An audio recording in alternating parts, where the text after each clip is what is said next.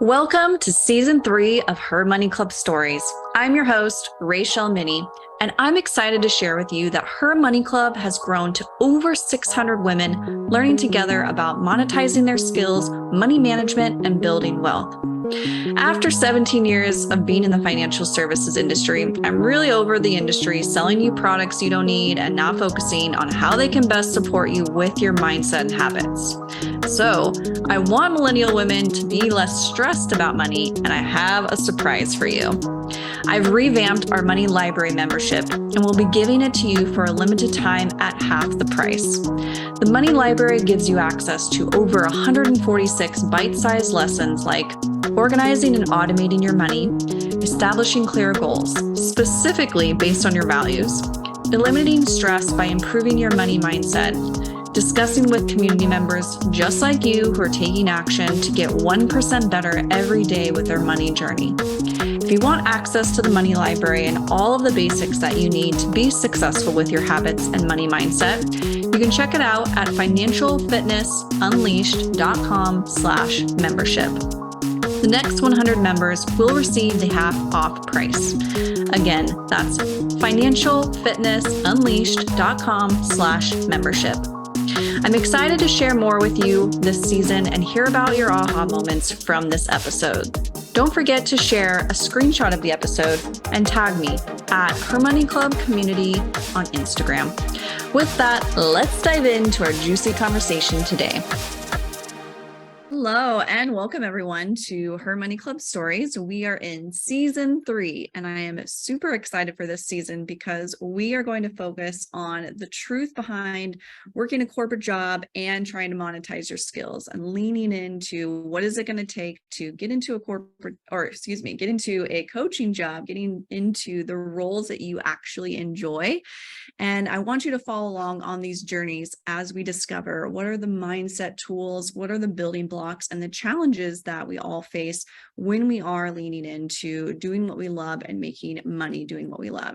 Today, we have Debbie joining us. Welcome, Debbie. Thank you so much for joining us today. Thank you for having me. Yeah, absolutely. I would love to start with both ends and we'll talk about the journey as it unfolds. If you want to share just a little bit about the beginning where maybe you had a corporate job and then currently where you're at, and we'll pull out some of the pieces of where we can discuss how that journey has unfolded. Yeah, sure. So I am actually still a physician assistant. I've been working in the medical world for over 20 years. And about 5 years back, I just hit this rut. I was just not very happy. I had what you would consider the perfect job. I kind of had worked my way up to it. When I wasn't happy with something, I'm the kind of person where I'm like, what else can I do? Like, I got to find something better, something that fits me better. And I did that. And I was in a job that was really, really good on paper. It literally was like the perfect PA job. But there was something missing and it started to really affect me, my whole life, really. Because of course, if you're not really truly happy, it's going to seep into every other part of your life. And so, eventually it started affecting the way that I was like acting and my personality. And so the doctor that I worked with, he's a really good friend, actually. He sat me down and he's like, Debbie, I know you, like, this isn't you. What's going on here? And I really didn't know. I'd kind of been struggling a little bit to like figure out, like, I have everything that I could ever ask for personally and professionally. Like, why am I not jumping for joy? And when he asked me that, I was like, I feel like I'm not making the impact that I want to make on my patients. And it's like, I just blurted it out. I hadn't even really thought through it. But when he asked me, that's what came out. And I really, like, in that moment, all these things were flashing of like all these patients I was seeing, and I was constantly giving them prescriptions and setting them up for procedures. I work in cardiology. So it was like a lot of medications and procedures and like Band-Aid approaches. And I just realized that like, this is not what I want to spend the rest of my life doing. So, then I started kind of thinking like, well, what else could I possibly do? I've been a PA forever. Like, this is what I trained for. I didn't think there was anything else out there. And the very first thing I found was, that started to open my eyes a little bit was, an MLM, and it was Beachbody. And it was like, well, yeah, it's like health related and I'm in the medical field. And so it was like this like kind of natural transition. And really that was like the thing that opened my door to like everything that happened after that. Wow. I love MLMs I know a lot of people don't like them, but here's why I do love them. It's introducing you to like a new way and giving you this hope that, okay, there is another way. I could go this other route. These are kind of my people, right? Like everyone is in that same mindset of like, what else is out there? And I'm not happy, but I do want to solve this problem. So for that reason, I do love like all MLMs. And I've been through a number of them myself. So I love that you brought that up. Okay, so tell us where you're at now, because I know you mentioned like you've had a few different niches along the way. So I actually want to talk about that, but where are you at now as far as niche and coaching? Yeah, so right now I'm actually a success coach. I help other entrepreneurs and women who are in this, transition period of like knowing something's missing. They're just not loving their life, whether it's professionally or as an entrepreneur. And I help them really get to the root cause of why. And that was a big part of my journey. It was really getting to the root cause of why I wasn't happy and what like one step led to another. And I got myself in all kinds of other challenges. And then when I really took a look inside within myself to figure out what was actually going on, what was missing in my life, then it was really about getting, going pretty deep. And so that's what I do with my clients now is I help them get to the root cause of why they do things like overwork or people please, or are always stuck in their head. And just, lack the confidence to really get out there and do what they want ultimately. This is great because there's a lot of, I think, overworking and people pleasing, the two you brought up. Have you noticed that there's like one thing that's pretty consistent amongst your clients? Yeah, it's kind of like almost like a snowball effect.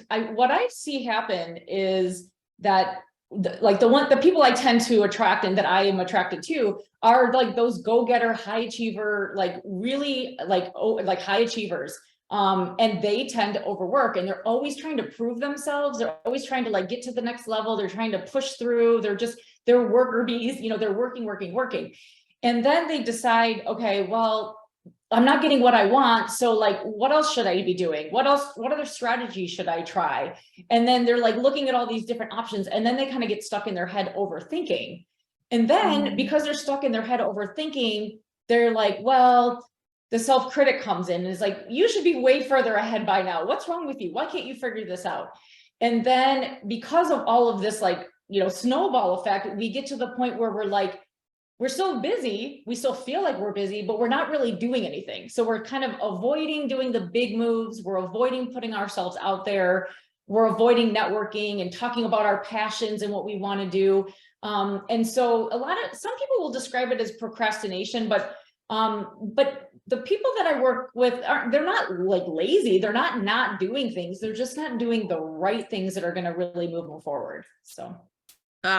I've experienced this and you're absolutely right. Like it's the people probably like both of us who like to work, who enjoy showing up to something. But if we're not, then we're not lit up about it. And then we just feel completely, I don't want to say dead inside because that's aggressive, but it just, there isn't that like light that's like constantly coming to feed us. So I love that you are helping women in that space because there's a lot of women.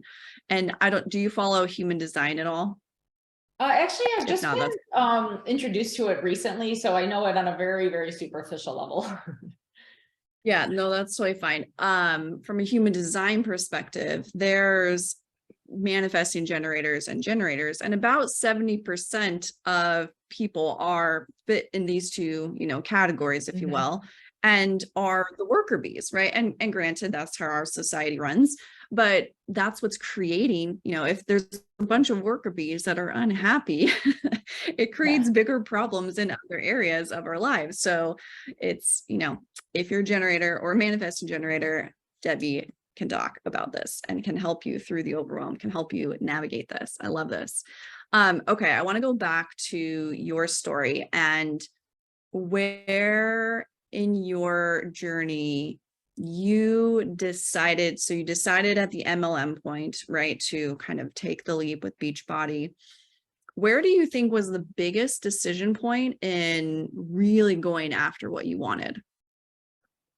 Oh, wow, that's a good question. So, like I was saying earlier, like one thing kind of led to another. And like what the Beachbody thing did is, and what, like I agreed, like MLMs have a special place, I feel like, in a lot of people's hearts, because they were like the first step of like this massive door opening up, because they really promote personal development. And I really hadn't done any of that kind of stuff before. So really, I went through quite a bit of personal development and like leadership and all of that. But the biggest like breakthrough, I guess you could say, was when I actually I wanted to go off on my own. I didn't want to like be selling someone else's thing. So I started to become a health coach. And as I was becoming a health coach, I was running into all kinds of obstacles, kind of what I just described, that overworking, not getting anywhere, not understanding why, like overthinking, all of that. And I was really frustrated and like disappointed. And it wasn't until I really went like much further with my personal development to get to like this level of realization that I spent my whole life basically doing things I thought I should be doing. Yeah. And in this most recent transformation, if you want to call it that, that's when I realized that, like, and it was like, okay, I'm doing all of these things because I should do it, but what do I actually want to do? And it took a while to figure it out. And that's one of the questions I ask people now, like, is it easier for you to decide, or I'm sorry, to focus on and talk about what you don't want or what you do want? And with me, it was way easier to talk about what I don't want, because I never truly allowed myself to like ask that question. What is it that I really, really want? And when I did, that's when I realized, like, I'm not sure I want to help people reverse diabetes anymore. That's what I was doing as a health coach. And I really had fallen in love with this deep inner work. And really just, I feel like I can resonate so much more with my audience, because I feel their pain, right? Of living this life of like, I should do this, I should do this, I should be there, I should have done that, and I'm not even sure if I've answered your question, but Yeah, you have. okay.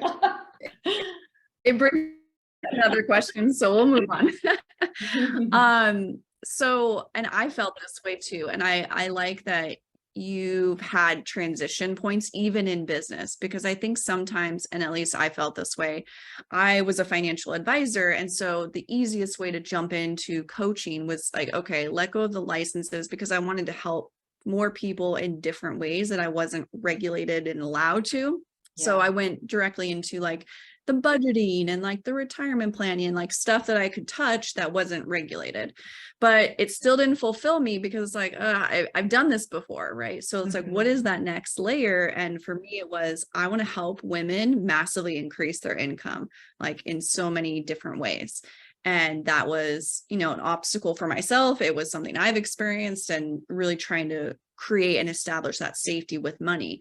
So for you, as you went through this journey, and so I have two questions. The first question is, when you realize like, I don't want to help people reverse diabetes anymore, what did you maybe make it mean about yourself if you didn't continue going down that path? Oh, for sure. I thought like, oh, did I waste all this time? Is that what you're asking? Like if I would have going, what was the self-talk? Going with that? Yeah. So I was like, I worked all of this, I built all this up. Am I just like giving up on myself, or, is this just another, rabbit hole or whatever? Because because as I was describing at the beginning, like when I realize something's not working, I'm fairly quick to like want to move on and try something else. And so I was like, am I doing this out of fear, or, am I just not sticking to it? So there were a lot of questions that came up at that pivot time. Yeah, I think I resonate most with like, am I not sticking to it? Even though people's perspective of me is like, you do things way longer than I would have stuck with it, right? But I have that question within myself, right? And so all this self-talk is what keeps us in that stuck place and the obstacle that we are just making bigger and bigger and bigger each day we don't make decisions. So that's what I wanted to pinpoint, is like the decision point. It's like, what was happening when you made that decision? So thank you for that. It's super helpful. Okay. So when you transitioned from the niche of like reversing diabetes, what did you transition into? So that's when I transitioned to what I'm doing now. So I started what I did was I was going through my own experience and falling in love with the process. I was like, I can't believe I'm learning skills that are totally transforming myself, and I didn't even see it coming, you know. And so I saw the power in it, in the work. And so it's really so then what I did is I started to interview people that were in some of the programs I was in, that were health coaches, you know, stuff like that, in the health arena. And when I started to interview them and they told me the same exact things that I had been feeling, you know, it was just incredible. Like I knew that like this was the right direction. And so I have mainly so far worked with entrepreneurs, but I certainly have a special place in my heart for the person who feels like they need to stay at their 9 to 5, especially because that's how it has been for my household. I was the main breadwinner for many years. And so that's been scary to imagine, like completely walking away from it. So what I do right now is I'm still doing both, actually. Yeah. And I think it's important to actually acknowledge like doing both, because there's a lot of people that will either try to hide it or they won't fully step into coaching or consulting or freelancing because of a lot of fears that come up. Can you describe for yourself like maybe some decision points around like overcoming the fear of like, okay, I'm going to do this other thing on the side? Like, how did you overcome any fears that might have been coming up around that?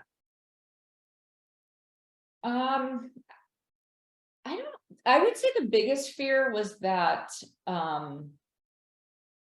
don't even know if it was a fear, but there's still a little story of like, well, the people that I work with wouldn't quite understand because they're just kind of still in the midst of their, I mean, I don't know, maybe a lot of them are doing the same thing and I don't know about it, but you know, it just feels like they would think, well, how could you just walk away from this career you've built for 20 years? You know, so maybe that's a little bit of a fear, is being judged by my colleagues, you know, that are still doing it and love it, which is great for them.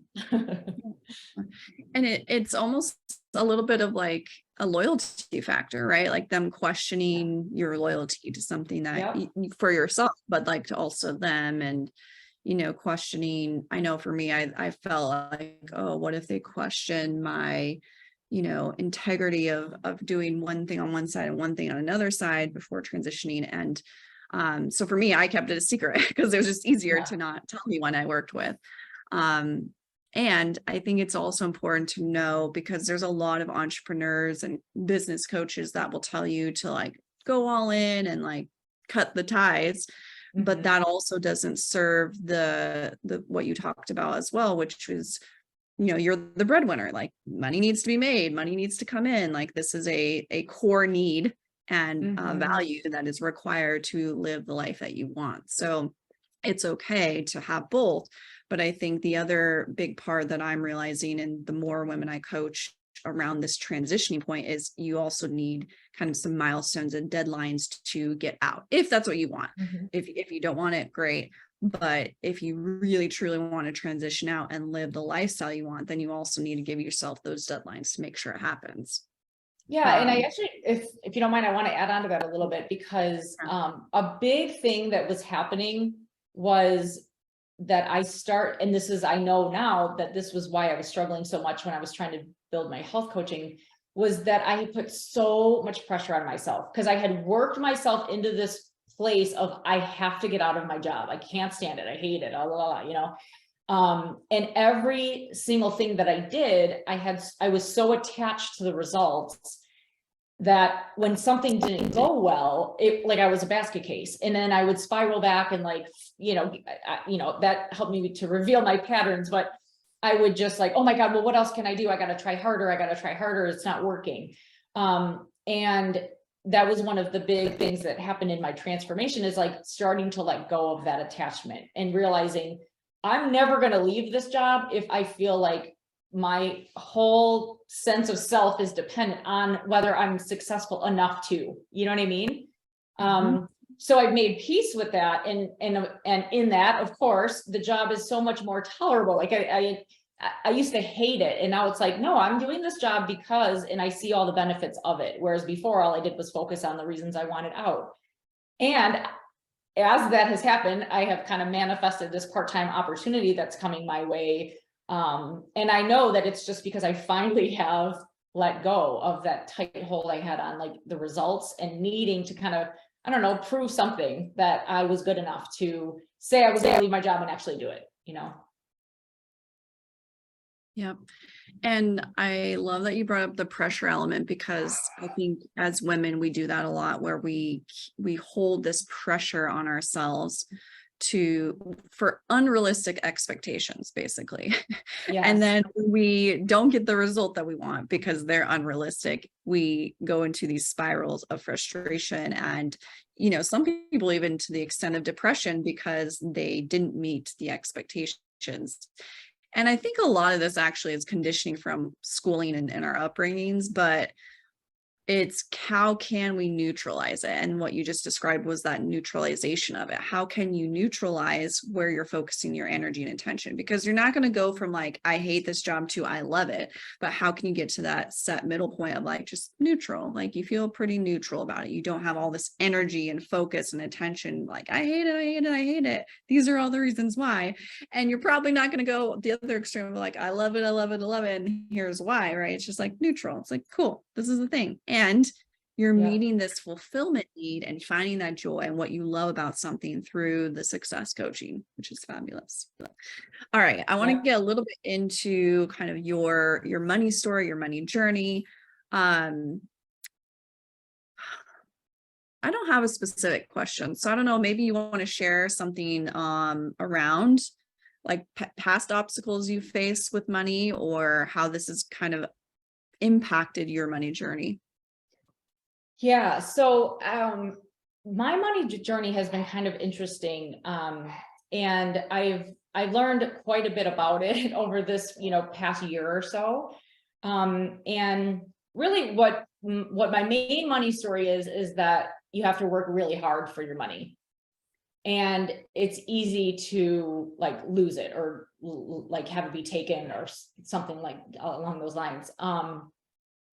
And what's actually really interesting is that through the process that I have gone through that has led me to where I am now, a big part of it was revealing my money story and kind of mapping out how I feel about things like savings and income and debt and all of these different things, and how we have this paradigm of the way that we were raised and what we witnessed and what we went through, and then certain events that happened as we, you know, started to grow up, are all affecting that. And all of that affects this whole idea of like, there's a part of me subconsciously that didn't believe I could go and successfully make as much money as I want on my own. It's like I was raised to go to college, you know, first get good grades, then get into a good college, then go to college and get good grades, and then make sure you go into science or math so you can get a good job. And I did all that, you know. And the focus wasn't on what do you actually want, as I was saying earlier. It wasn't like, what would make you happy? And so I'm not really talking specifically about money, except that money, our relationship with money is a complete, total representation of our whole life and our journey, and what we believe that we're worthy of, and what we are willing to like take chances on, and all of that. And so it's my money story has gone from being very like holding on tight to like starting to let go and really believe that it is a representation of like how I feel about everything else in my life, you know. And so we have, you know, my husband and I have gone through a lot financially, and we, you know, we both had our own money stories. And now we're in the best financial situation we've ever been in. And I fully believe it's because of this journey that we've gone on and learned so much about ourselves and where all this came from, and letting go of the fact that, you know, that's not what we want. That's not what we believe, but it's what was passed on to us basically. So. Yeah. What were some of, or maybe if you can pinpoint like one of your childhood memories that dictated your paradigm? Well, I'd say financially, one thing that comes to mind is my dad was very cheap. Like I remember being at a restaurant and him like figuring out the tip to like the penny and thinking like, oh, that's embarrassing. Like, I don't want to be like that. You know what I mean? And I learned that you either are just like them or you try to rebel against them, but you keep getting pulled back, you know? Yeah. So it's really hard to break away completely until you really understand all that. But yeah, that was one memory that stood out to me. Wow. Yeah. I think we all have very distinct memories of our parents with money in some way, shape, or form. So I think it's fabulous that you've kind of done some work around it, and especially with your husband, your partner, because there's so much conversation that can be had just around that one topic. And, you know, granted, it's a topic that, you know, puts a lot of people through divorce. And I think as I've been a financial advisor in the past and helping women through that element of it, where there weren't those money conversations, and now we're at the divorce phase where they need a financial advisor to help pick apart all of these things that are happening. Like, I so wished in that role I could have also played psychologist, right? Or given them the personal development tools to really support, okay, how did it all, you know, where did it start? How did it get to this place? And how do you prevent that from happening again? Because this is just a cycle that, you know, people see, but they don't know how to get out of. So I love that you've done some work around already and really started to pinpoint, okay, what's my role in this? And to your point, what do I get to let go of that just no longer serves me? As you've progressed and started to define, to your point, like, what do you want with money? Are there any key things that you realized that, you know, maybe were old conditioning, like, oh, I thought I was supposed to do this, or I should have done this, but instead I actually want this instead? Well, one realization that I came to was that I thought that I needed my job for that sense of security and safety, which is kind of also then, you know, like related to how much savings that we have. And so when I like learned that, it was almost like I was like in battle with that. Like I didn't want to have that security. Like I wanted to just magically feel secure and safe without that. And so all I was doing was like fighting myself with that. And then I decided, well, what if I actually just embrace it? And it's like, I want to feel safe. And the more money I have in my savings account, the safer I will feel, like just across the board, whether it's I'm in this job or I'm not, you know. And I think that's been a big one for me, is to think about that it's actually something to look work towards. Like it's a goal as opposed to something that's like I'm fighting against. Does that make sense? Yep. The book Abundance Project talks about this, where you take a belief system. He has you do this exercise where you figure out all your belief systems around money, and probably not all of them, but some of them. And he has you reframe them, and he has like this framework to reframe them. And one of them is exactly what you just described, which is, okay, I'm fighting myself and my thoughts are like, you know, around this safety mechanism and savings. So how does that get to actually serve me? And so you did the reframe, right? It's like, okay, the more money I have in my savings, the safer I feel. So let's do that. And that feels like I'm not fighting myself anymore. Right. So just like constantly learning and being aware that you have the capacity and are able to do that.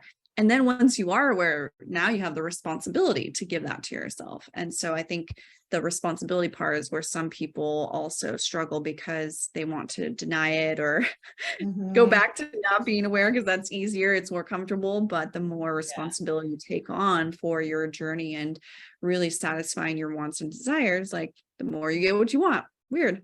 Imagine that. Oh yeah. Okay. Last question just to wrap up here.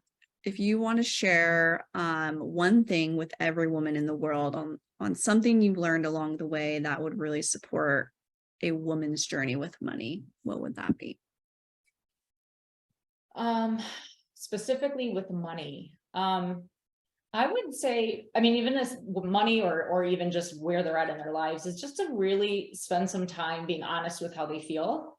Our emotions about things are literally the doorway to all of the answers. And so if you get stressed about money, or if you have a hang up about money, or you are in a lot of debt, or like if there's something about money that isn't feeling right, then really lean into what it is that you're feeling, and then try to get underneath it to figure out why. Like, it's really all about getting to the root of why we have those feelings.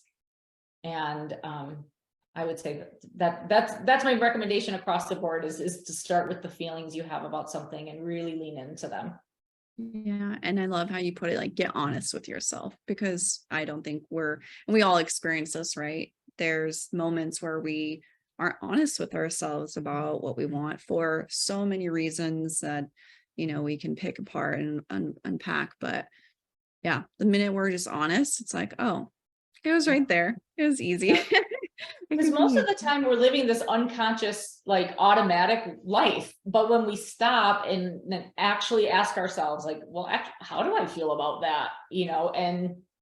And just give yourself the opportunity, then it's amazing what truth can come up. Yeah, exactly. Awesome. Tell everyone in our audience how they can find you and any programs that you have coming up. Well, so I do private one-on-one coaching. And so there's not any specific, new thing coming as of right now, but I do a 4 or 6 month, pretty intense private one-on-one coaching for anyone who is ready to really go past the typical mindset work and get to the root cause of what's holding them back. And you can find me on Facebook. It's facebook.com/Debbie.Movsesian, Movsesian. And I have a private Facebook group called Courageous and Confident Women. Actually, I think the group, it's like facebook.com/group/courageous and confident. Beautiful. And we'll link it in the show notes along with your quiz. Tell us a little bit about the quiz. Yeah, so the quiz is it's a really quick, like, 2-minute quiz to help you really identify where to begin your focus.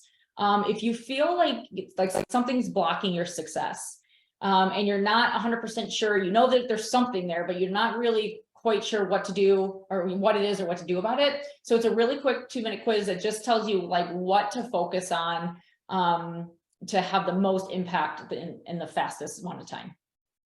Love it. Love it.